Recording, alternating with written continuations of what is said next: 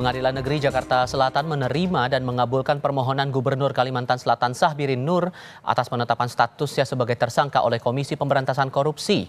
Dalam sidang putusan pra-peradilan siang tadi, Hakim Tunggal Pengadilan Negeri Jakarta Selatan Afrizal Hadi mengabulkan permohonan pemohon untuk sebagian. Hakim menyatakan penetapan tersangka terhadap Syahbirin tidak sah dan berkekuatan hukum mengikat. Hakim menyatakan Syahbirin tidak tertangkap tangan atau terkena OTT sehingga sebelum penetapan tersangka harus diperiksa terlebih dahulu. Sementara pemeriksaan Syahbirin sebagai calon tersangka tidak dilakukan KPK. Selain penetapan tersangka tidak sah, Hakim pun memutuskan surat perintah penyidikan atau sprindik yang dikeluarkan KPK untuk Syahbirin tidak sah. Sebelumnya, penyidik KPK menetapkan Gubernur Kalimantan Selatan Syahbirin Nur sebagai tersangka dugaan kasus suap atau tindak pidana korupsi pada awal Oktober lalu. Syahbirin bersama 4 pejabat Provinsi Kalimantan Selatan diduga terlibat korupsi penerimaan hadiah atau janji oleh penyelenggara negara terkait proyek pembangunan di Dinas PUPR Kalimantan Selatan.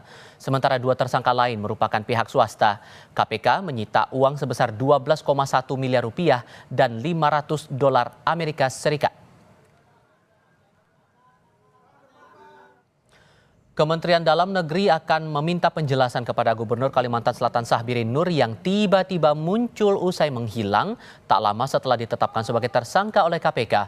Wakil Menteri Dalam Negeri Bima Arya Sugiarto menyebut kementeriannya sudah menunjuk pejabat pelaksana tugas gubernur agar roda pemerintahan Kalimantan Selatan tetap berjalan usai Syahbirin menghilang.